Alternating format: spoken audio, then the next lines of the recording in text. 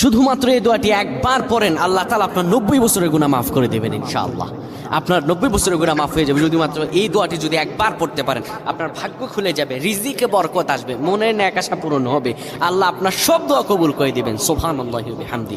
এত ফজিলত, এই দোয়াটা আপনারা শেয়ার করে দিবেন। এই যুবকেরা, আমল না করেও সওয়াব পাবা। তোমার একটি শেয়ারে, একটা বাটনে প্রেস করে তুমি সওয়াব পেয়ে যাবা। কারণ তুমি আমল না করো, অন্য কেউ যদি তোমার শেয়ারের বদৌলতে আমল করে সওয়াব তুমি পেয়ে যাবা। নবীজির হাদিস।